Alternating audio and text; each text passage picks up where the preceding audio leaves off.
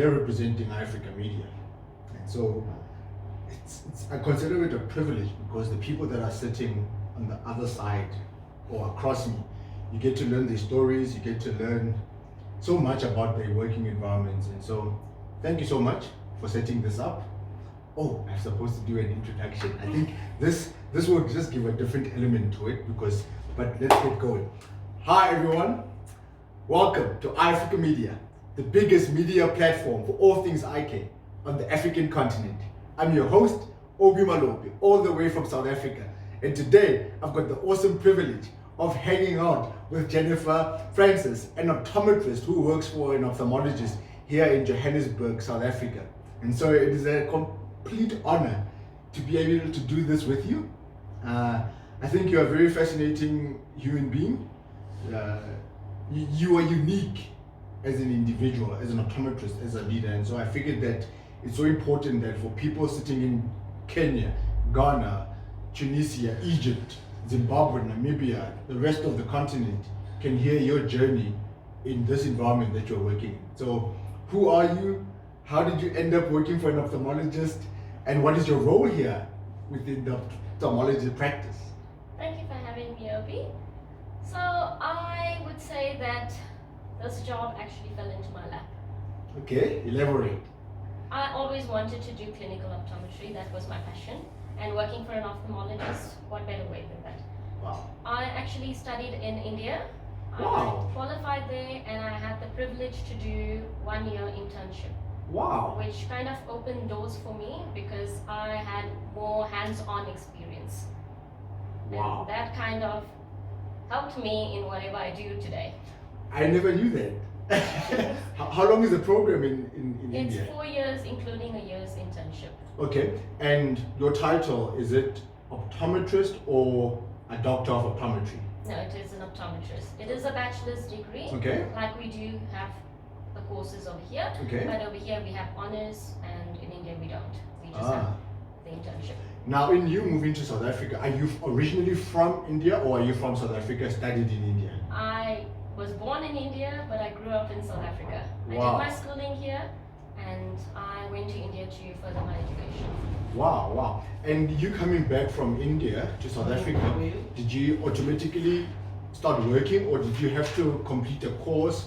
Did you have to do an exam? Did you have to study further in order to work as an optometrist? Because I'm sure someone is probably going to be watching now and thinking to myself, I never knew that it's possible for me to have studied in India and be able to work as an optometrist in South Africa. Can you elaborate more on that? Yes. So the process is, if you study overseas, you do need to write an exam, you need to qualify, you need to pass the exam and register with HPCSA, which is the professional board. Yes. Over here for medical professions.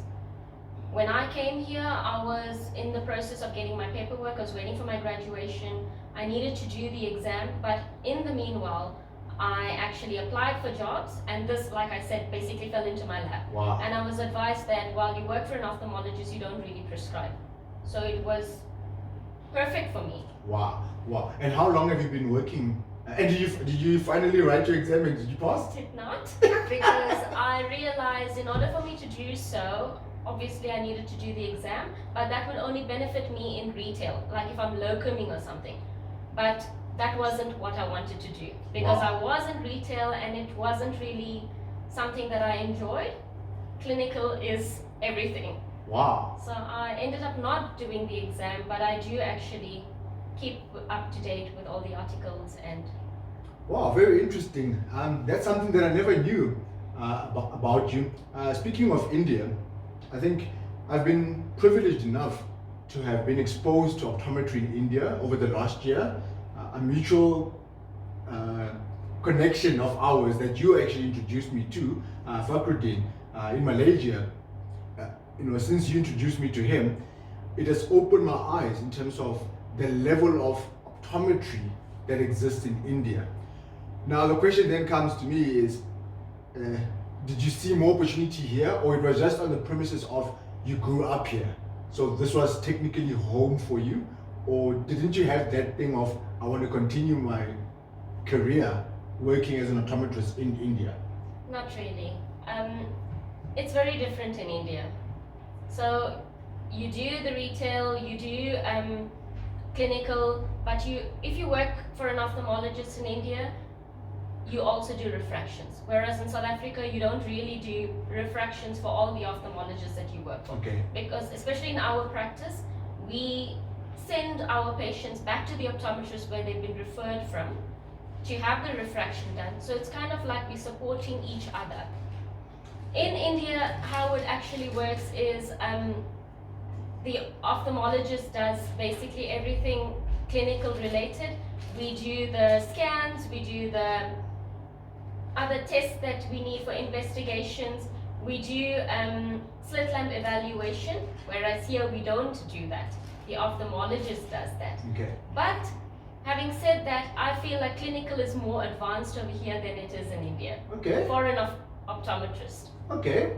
Do you find that that is the case for you saying that based on the fact that you are working for an ophthalmology practice?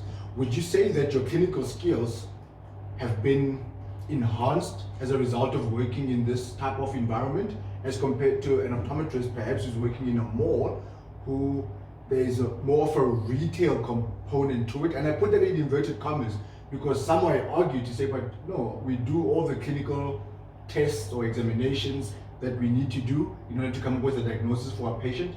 For you personally, how has your clinical skills developed over the years?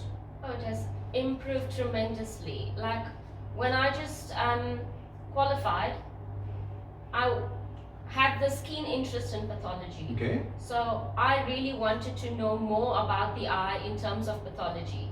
I would not have been that confident at that stage, but having worked for an ophthalmologist, now if I take a patient to do an OCT, I can already diagnose that patient in my mind.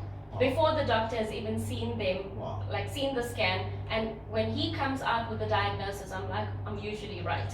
All right. So I have the confidence now to actually diagnose a patient mentally. Wow, that's quite impressive.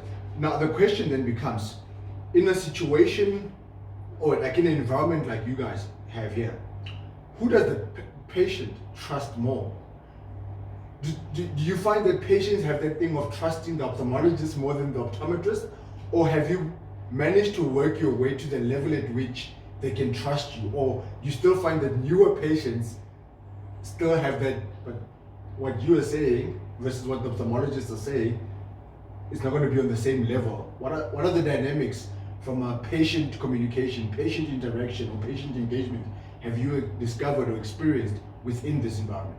Okay, so we have different groups of patients. Okay. We have those new patients who come in and they're not so keen, like they don't know your role in this practice, they don't know if they can open up to you. Once they learn that I'm an optometrist, they're like more able to trust me, and then they see the doctor.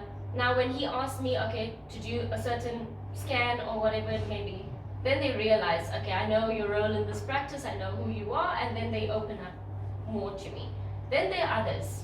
Okay. They don't want anything to do with you. They've come here to see the doctor, they're paying him, they don't want to see you.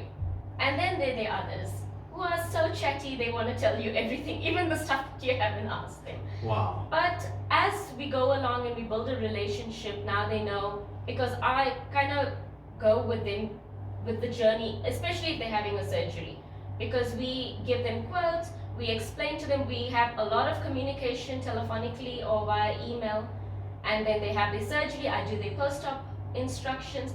So in their journey, they learn to trust me over time. And then there are times when they call and they want to know, okay, which drops do I use? What do I do? And they're comfortable trusting me in advising them as to how to go about. Wow, so in most cases from what I'm gathering is that the pre-workup is done by the optometrist. That's right. You in your case. Then the post-op engagement or procedures that are involved come back to you. That's right. So there's a lot of, you walk along a journey with the patient, if I can put it that way, as compared to the ophthalmologist. So the trust relationship has obviously had to be something that you work on a continuous basis. What is the most difficult case that you have had to deal with?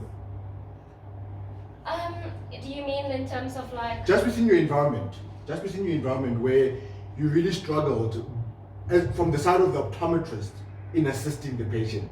So the ophthalmologist has his role, and you have your specific responsibilities. So when there's a team responsibility in managing a patient, would you say there have been cases where you guys were literally having a very difficult patient, from whether it be the diagnosis, management, as well as the financial management of that, or the financial matters that are involved in managing the patient?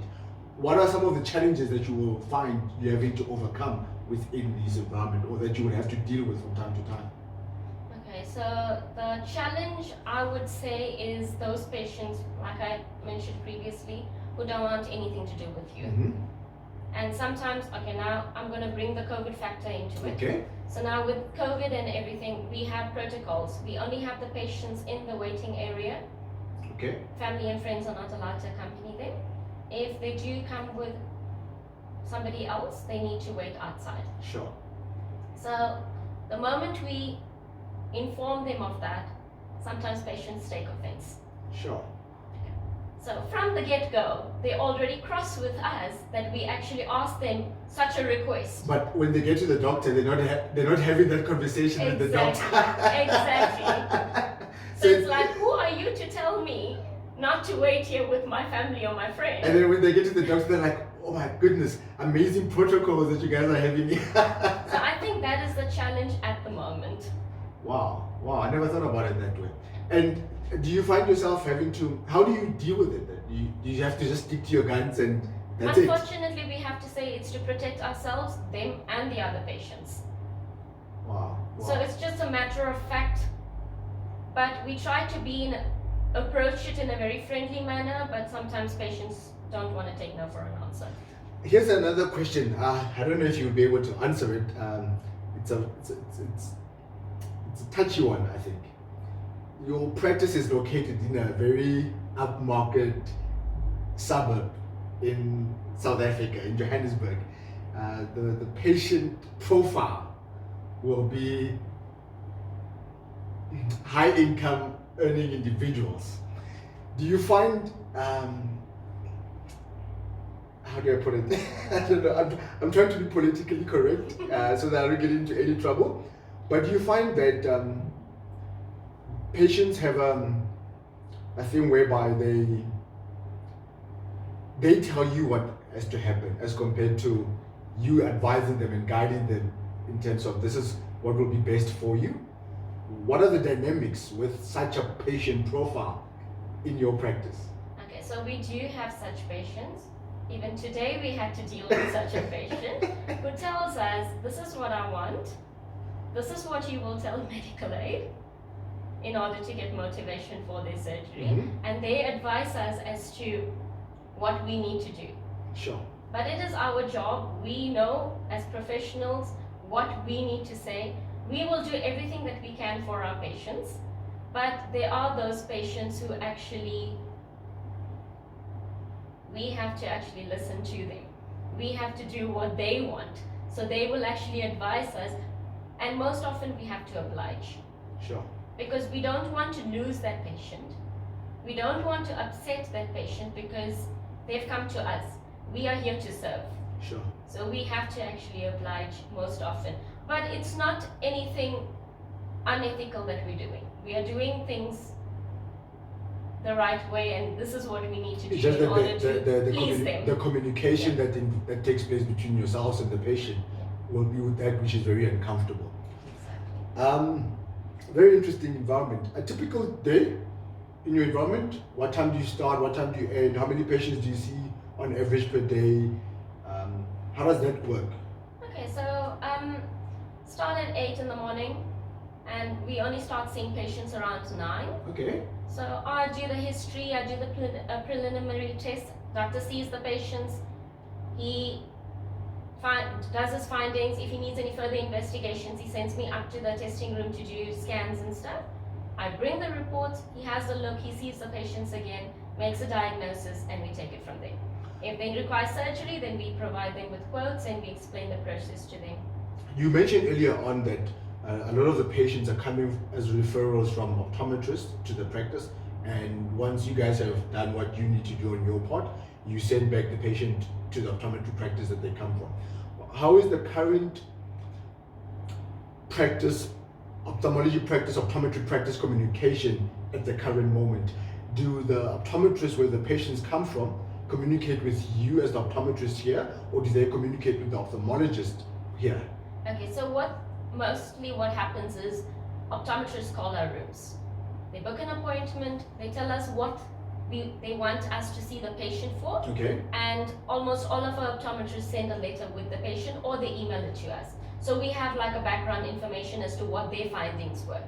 We see the patient, then we send a report back to the optometrist at a later stage with our findings. Okay. So they are able to manage the patient better. Wow. So there is that constant communication. Absolutely. In terms of the patient journey that's taking place on both ends of. So the patient belongs to both of you, technically. Of course. And if the patient requires surgery, we wait until after they've had the surgery so we can give them feedback as to what the outcome was. Costs involved. This is probably a difficult question, but do you find that financial discussions now, post-COVID, or in the midst of a pandemic, are now different compared to what was there 2 years, a year before COVID? Do you find that you're still having the same type of patients come here because they know that this is what I need, I can't go without this?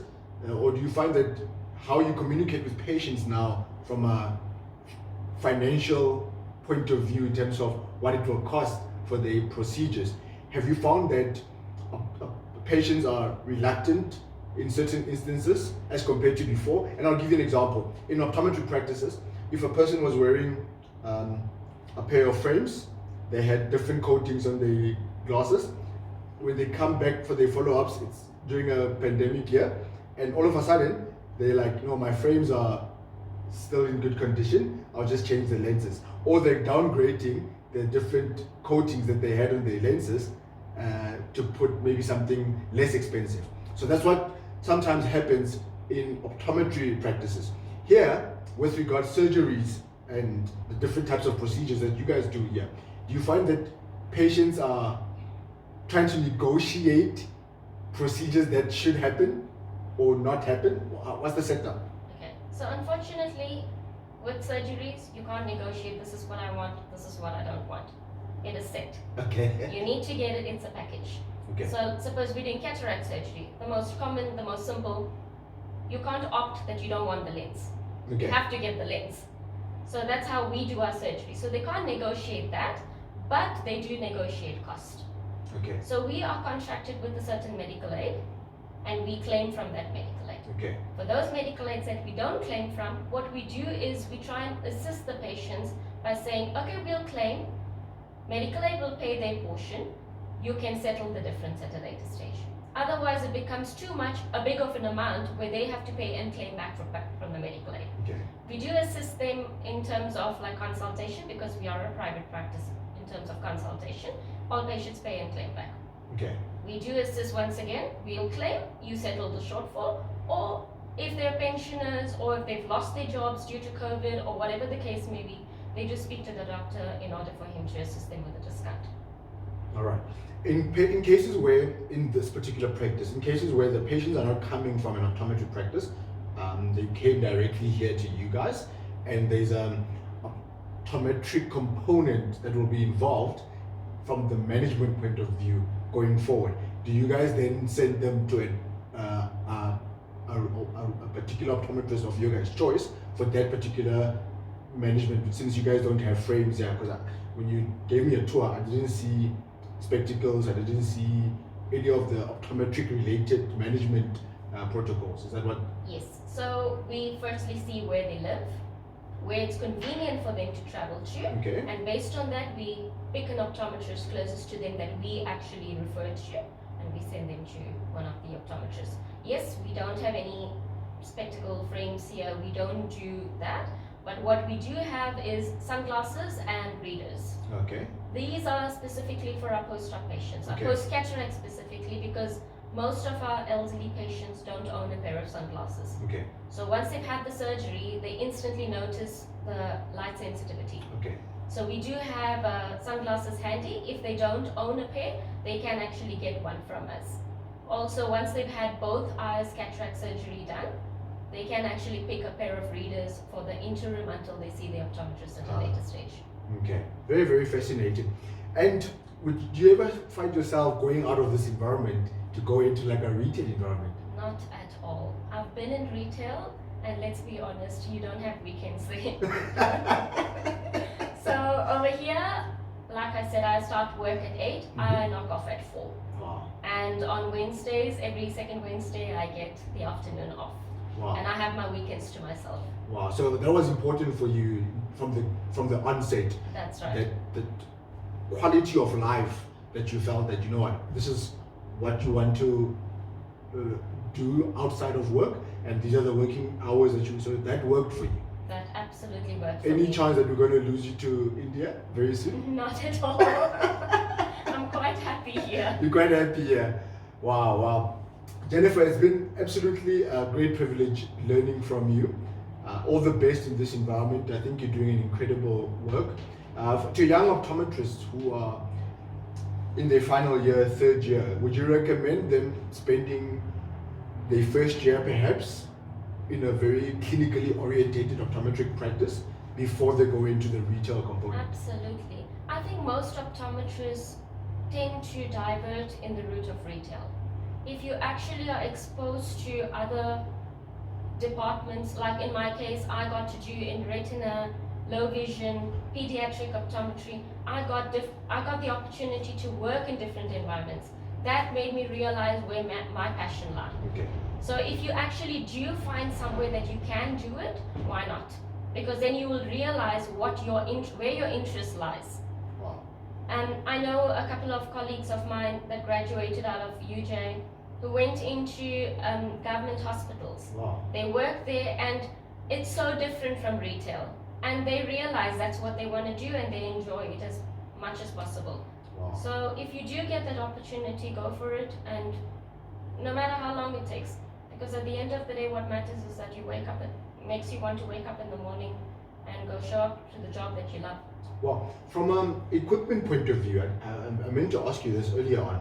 What are some of the equipment, you mentioned OCT, what are some of the equipment that you find that you use or that you're privileged enough to be utilizing in this environment that perhaps a lot of optometrists are not even aware of, that it actually forms part of the examination or diagnostic procedures that one needs to be doing to assist the patient? Okay, so we have a Galilei scan, Okay. which does corneal scans, which is the G4, Okay. and the G6 is sort of like biometry, but it also gives us the corneal scan with it. Okay. So I don't think optometrists really have that. So that actually helps us. It's sort of like a pentacam, Okay. which gives us a corneal scan. So this is much more advanced. This is Mexican.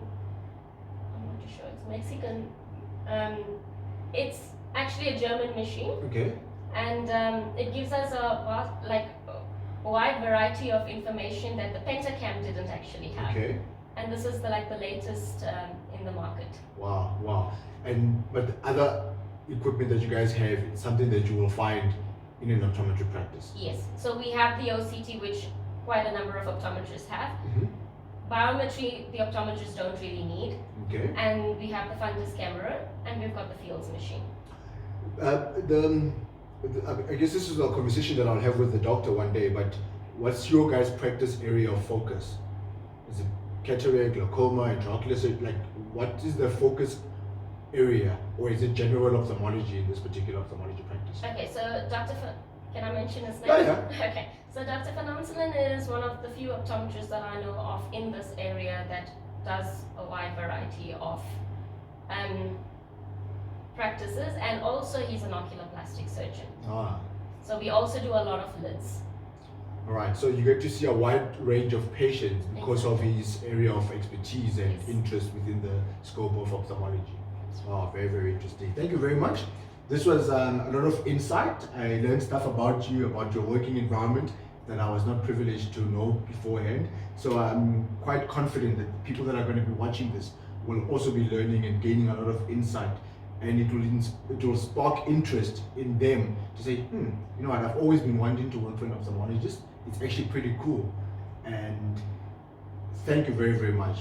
We as Africa Media are very honored that you took the time out of your busy schedule to do this. Where can people reach you if people want to connect with you? Are you on social media? I am on social media. I'm on LinkedIn, Facebook, Instagram. Fantastic. Guys, if you're not yet subscribed to our Africa Media YouTube channel, do so right now, and do connect with us. We are on Facebook, Instagram, and of course LinkedIn. Check out our website for amazing content with leaders from various countries on the African continent, Kenya, Morocco, so many young and inspiring leaders who are going to be the next generation of eye care leaders, as well as those trailblazers, those stalwarts within the industry who have paved the way for the next generation. Everyone has an opportunity to just get onto the platform, and so if you want to check some of the previous content that we have on the platform, go to the website right now. Till the next one, take care.